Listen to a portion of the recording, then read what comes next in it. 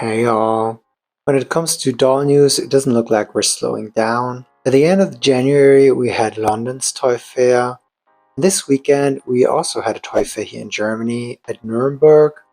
It's, I think, the biggest toy expo there is in Europe. A lot of big names in the industry had a presence there, including Mattel.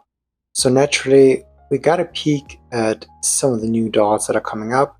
Among them are celebratory dolls for Mattel's 80th anniversary. Now I'm going to be showing you an exclusive first look at the new anniversary collector dolls that we're getting. I believe these pictures haven't been posted onto the internet yet. This lineup of dolls consists of two collector dolls, a Brooklyn as well as a Malibu Barbie, and a Playline doll. It's a similar lineup to last year's celebratory dolls that were celebrating Barbie's 65th anniversary. Now, whereas I wasn't the biggest fan of last year's dolls, collector dolls somehow looked like they were a cross between window, curtains, drapes, as well as the Hamburglar, all looking very odd design-wise. They weren't really my cup of tea. The big ball gowns looked cheap.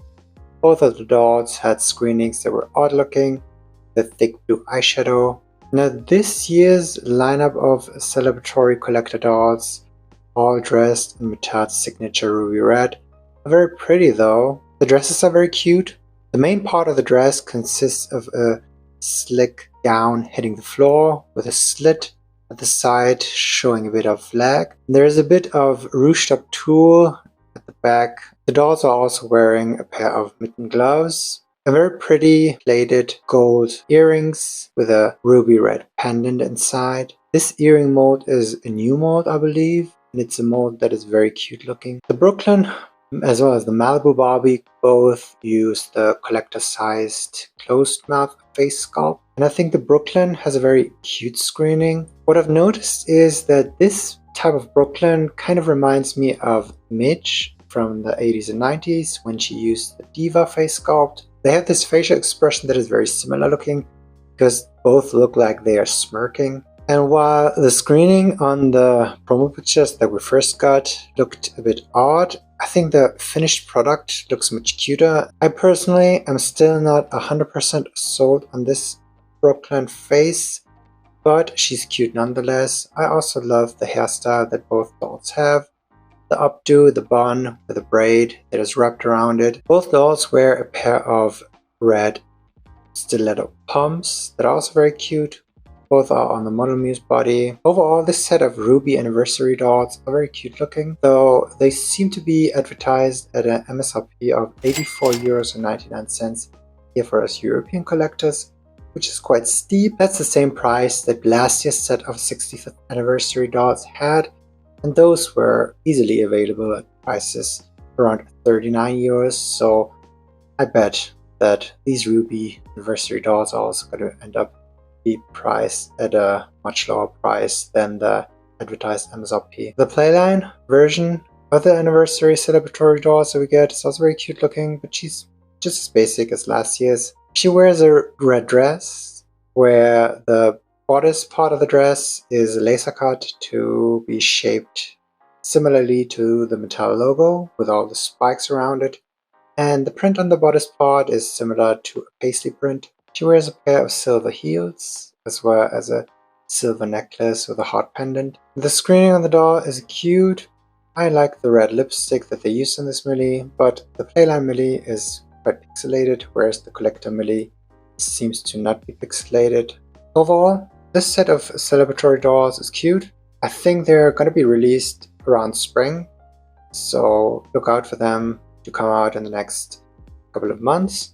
We also got new pictures for a new wave of color reveal dolls. Now, you know that I'm not the biggest fan of reveal dolls. I think reveal Barbies are very basic and not the most exciting dolls that we get in Playline. This set of color reveal dolls has the theming of balloon animals. The face molds featured in this lineup are Daisy, June, Nasa, as well as Millie of course. I think the color scheme that they used on these dolls is kind of cutish, and the face-ups do seem to have interesting screening application when it comes to the makeup used on the dolls. So my personal favorite lineup of color reveal dolls that were ever released was the one that was like fruit scented. I think it was the Fruit series that came out a couple of years ago, and I think color reveal dolls can be cute when they're designed well and delivering a level of quality that is at least serviceable, because these dolls have very beautiful faces that aren't pixelated. They have super long saran hair, a head full of thickly rooted hair. They have cute outfits with multiple fabric pieces. They have a skirt as well as a sort of like jacket top part. They have high heels that are also cute shoe molds that were never really overused. And they have additional accessory pieces that are also very cute. So color reveal dolls can be cute. They could be cute. They should be cute more often, but more often than not they aren't. And this new lineup of balloon animal themed color reveal dolls is also one where I think it's just what it is. It's a doll line that is aimed at a certain audience that is very young, who might get excited when they get those type of dolls, but overall the level of quality is pretty low there. So that's why I think that this lineup isn't also the greatest. Now on the collector side of things, we are also getting another reproduction of Astronaut Barbie. This time around she's celebrating her 65th anniversary, I guess. We already got a reproduction of Astronaut Barbie back in 2010 when we got reproductions of multiple career Barbies, among them Nurse Barbie, Teacher Barbie, as well as Stewardess Barbie, and we also got Astronaut Barbie there already. What I do think is great about this reproduction is that it's an affordable way to get a vintage American Girl reproduction Barbie that you're able to then use as a model for vintage clothing.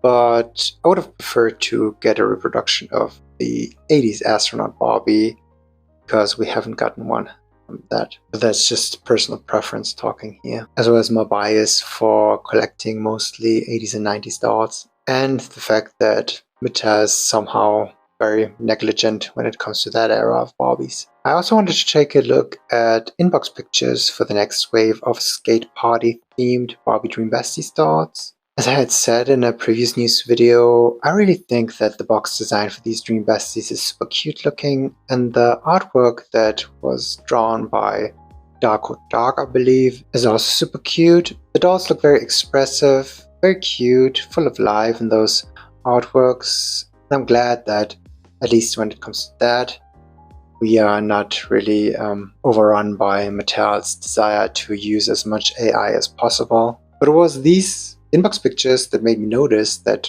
Dream Besties Renee has a cheese-shaped purse. I'm like, very interesting, very interesting. To wrap this video up, I wanted to also shine a light on dolls that are not Barbie, that are not made by Mattel, that are made by the German toy company Simba. Simba Toys is the producer of the Steffi fashion doll line, and Simba is preparing a brand new fashion doll line. Simba Toys is planning to release a new fashion doll line that they wholly originally, uniquely made from scratch here. It's a new intellectual property that they completely crafted on their own. And it's a fashion doll line called Kawaii and is set to be released in May.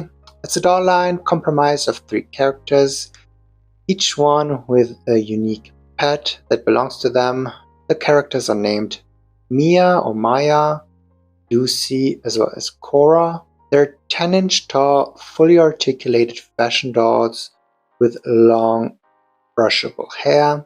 We have yet to see promo pictures of those dolls, but I do have a picture that shows you the artwork and art direction they're going for here, and it looks promising, I have to say. It's very interesting and very exciting to see Simba sort of branch out and do something new, because I guess the last time they created a whole new doll line from scratch was the Bratz-ish clone supermodel dolls from the early 2010s, as well as the Twilight Teens that were Monster High ripoff. that came out during the same time frame. And it looks like Simba is also starting to kind of invest a bit more into their Steffi Love dolls as well, because packaging design seems to now be a bit more updated with artwork illustrations that we haven't gotten before. I think the last time we got illustrations for Steffi Love dolls were back in the 2000s. And there is a wave of new Steffi Love dolls coming out. Among them, a wave of budget dolls that include black Steffi Love doll, and that doll is also using a wholly new face sculpt, which is quite exciting because it's the first time that a Steffi Love doll is getting a new face sculpt since 1999, I guess. She always used that one sculpt, but with different screenings, like supermodel era screenings of Steffi's looked different, and this new Rainbow Mermaid Steffi is also looking to have a different screening application. But it is exciting to see that Steffi Love is using a new sculpt for this black Steffi Love doll. This seems to be very cute, and I'm quite excited to get my hands on that doll. I think it's set to be released in February. And if you're interested in seeing me unbox that doll whenever I'm able to get my hands on it, let me know in the comments down below. So that's all that I wanted to share in this doll news video this time around. I hope you enjoyed this video. If you did, please leave a like, leave a dislike if you thought this video was trash, subscribe to my channel if you haven't done so already. I might be seeing you in my next one. So, bye for now.